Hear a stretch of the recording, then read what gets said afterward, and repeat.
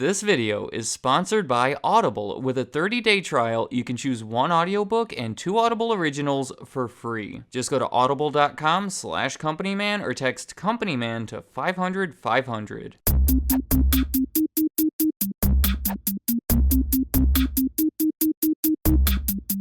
Did you know that Baskin Robbins claims to be the world's largest chain of ice cream shops? And I believe them. There's over 8,000 of them all around the world that serve 300 million customers each year. They've said that they have a 92% aided brand awareness in the US, meaning that just about everybody watching this should know about them, right? Do you know the logo? You know I have to talk about the logo. It's incredible. I hesitate to say it's the cleverest logo I've ever seen, but I think it may be one of my favorites. If you haven't caught on to what's going on here, the curvy part of the B forms a 3, and the straight part of the R forms a 1. They make those parts pink and the rest of it blue, and when you take away the blue, you're left with the pink 31. I know, I think we may have witnessed a miracle here. Nobody had this in mind when naming the place or coming up with the 31 flavors thing. That's what the 31 is. They're famously known for their 31 flavors. More on that later. Yet, when you put a B next to an R, it makes a 31, which doesn't work with any other combination of letters. Everything just came together here. Can you believe that I can still remember the first time I saw it? I don't know, I just thought I'd share that because they made that change back in 2006, and here I am years later still thinking about it. I think about it every time I see it, meaning the Baskin Robbins 2006 logo change is somehow one of the more memorable moments of my life.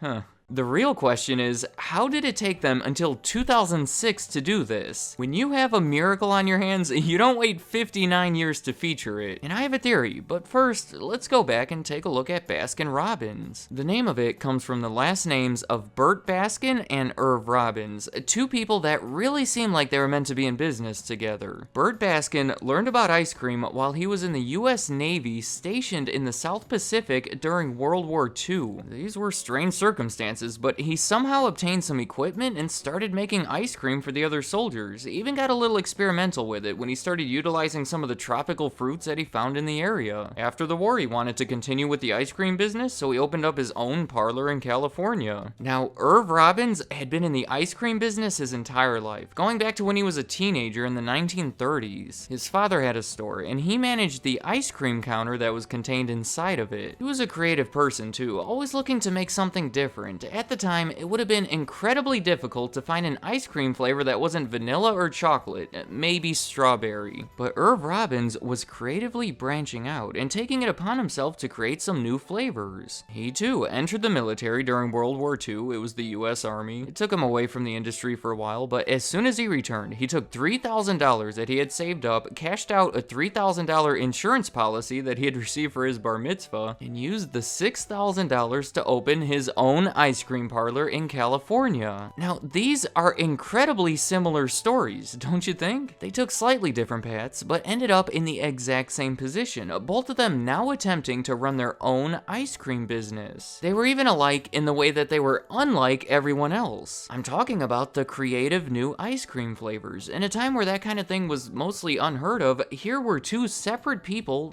both making it happen. Doesn't it just seem like they should team up and put together their talents? If they were to do so, they could really stand out and shake up the industry. Well, luckily they did have a connection that I view as yet another miracle. During his time in the military, Burt Baskin had married Shirley Robbins, who was Irv Robbins' sister, making them brother-in-laws. My gosh, they had spent about 3 years running their businesses independently, building them to a combined 8 locations, and now in 1948 decided to logically merge it all together and call the new combined company Baskin and Robbins. They actually flipped a coin to determine the order of the names, so think about that. Had that coin landed the other way, we may all know them as Robbins Baskin, which does not sound right to me, and more importantly, would not have worked with this logo. Of course, their combined business was a big success. Their unique flavors was the biggest thing that set them apart from the competition, along with their relaxed environments and just general passion for what they were doing. You may have noticed that both Baskin and Robbins were really into ice cream, but not as much into business and management. So after a couple of years, when things were getting a little overwhelming, they figured out a way to continue growing the business while distancing themselves from that end of things. The idea was that they would have some other aspiring business owners open and operate new locations while simply paying them a licensing fee to use their name and their products. The setup was essentially what we call franchising. Baskin Robbins is thought to be one of the first ever companies to use the franchising model in a big way, and the first ever to do it in the ice cream business. They were so pioneering with it. Do you know Ray Kroc? I don't want to get too sidetracked here, but it's worth mentioning that he sold these machines to blend milkshakes to Baskin Robbins, and it's believed that's where he got the idea and inspiration to do some big things over at McDonald's. What I'm saying is we may not have McDonald's today if it wasn't for Baskin Robbins and this business model that they pioneered. In 1953, they came up with a bit of a gimmick to promote their wide selection of flavors. They advertised that they had 31 flavors and how that meant that you can go in and get an ice cream every day for a whole month without ever repeating a flavor. So now, they had this revolutionary new model that made it easy for the brand to grow and expand, along with an unheard of selection of flavors and an effective way to promote that selection. Just about everything to this point has been almost too good to be true, and it's about to take a turn. In 1967, on Christmas Eve of all days, Burt Baskin had a heart attack and died at the age of 54. He was said to be 240 pounds, and many people, including members of his family, believe that his love of ice cream played a big part in it. Obviously, something like this would shake things up at the company, but this was amplified. See, the remaining owner, Irv Robbins, had a son named John Robbins, who is actually a best-selling author of books promoting a healthy lifestyle. His most famous one being Diet for a New America. He did not approve of his father's business and honestly wanted no part of it. The combination of everything motivated Irv Robbins to sell the company the following year. The estimated sales price was $12 million that included almost 500 locations in 31 states. 31 states? Oh,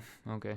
Irv Robbins did stay on as chairman of the board for about a decade before leaving the company entirely. From here, there were a few changes of ownership. I'll just give a quick overview. That initial buyer in 1967 was United Foods, a large, incredibly controversial company, but they didn't own it for long. In 1973, they were bought by a large UK-based company called Allied Dominique. That same company, Allied Dominique, bought Dunkin' Donuts in 1989 and placed the two into their own segment that was later renamed Dunkin' Brands in 2004. And then there were a few other changes that followed involving private equity firms that ultimately led to Dunkin' Brands being publicly owned on the stock market in 2011, and that's where they are today. Looking at them in recent times over the last decade or so, I wouldn't say they're doing great, in the US anyway. Look at this. For number of US locations, they closed quite a few of them from 2007 to 2012. They were actually shrinking. Then they started opening new ones again without quite getting back to that same level. When looking at comparable store sales for the US, it tells a very similar story. They started coming back a bit right around 2012 to 2014, and here's what I think happened. Baskin Robbins, as I think we can all agree, is an old brand, and historically, the biggest difference between them and their competition was their variety. 31 flavors was their big gimmick, and it simply doesn't matter like it used to. There's no one out there having trouble finding a variety of ice cream flavors anymore. We've all come to expect it. Oh, and that was my theory, by the way, as to why it took them so long to hide the 31 into their logo. In the past, they wanted to be sure that you saw the 31. It was important that it stood out. But now, who cares? It doesn't mean much anymore, so you might as well just hide it. But anyway, it looks like right around 2014, they stopped relying on their public awareness and existing campaigns that had become ineffective and started putting more effort into new approaches. Notably, that was the year that they made this big licensing deal with Dean Foods to have their ice cream in the supermarkets. In addition to multiple promotional movie tie-ins, such as The Amazing Spider-Man 2 released in 2014 and Ant-Man released in 2015. I would call that a significant comeback, but the real story here is internationally. Let me take that US locations graph from before and add in the locations from the rest of the world. Over this range, their US presence has gone down, while it's almost doubled outside of the US. As I said in the very beginning, they have over 8,000 locations, but only 2,500 of those are in the US. Moving on to their system-wide sales, it shows almost the exact same thing. But then, let's look at even the bigger picture.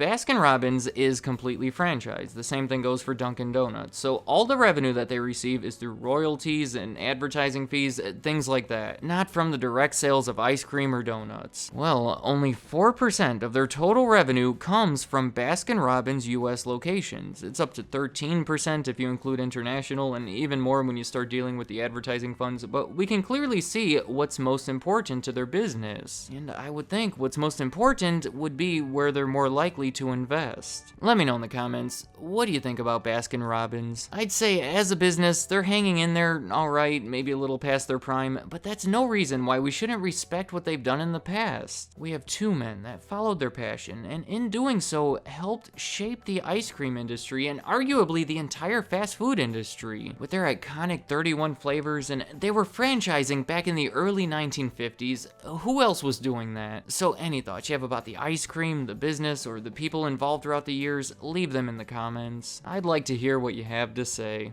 Audible is today's sponsor, which makes this the perfect time to recommend this audiobook I've been listening to called Atomic Habits. An easy and proven way to build good habits and break bad ones, and that pretty much says it. Just little changes in habits can help lead to big time self-improvement. If that's something you're looking for, I really think you'd benefit from hearing it. And I recommend you get it from Audible. Even if it doesn't sound like this one is for you, I still recommend Audible because you're gonna find some good stuff from their unbeatable selection of audiobooks, the largest on the planet as a matter of fact. As a member, you can choose one audiobook a month and 2 Audible originals. If you like it, you can keep it forever. If you don't like it, you can exchange it for a different one. To get started with that 30-day trial, all you have to do is go to audible.com/companyman or text companyman to 500-500. One more thing before I go, companymanideas.com. It's the best way to submit a new video idea and vote on the one submitted by others. That's where this idea came from, and I took a screenshot from when I decided to make this video. 31 votes. I'll just leave it at that. Thank you for watching.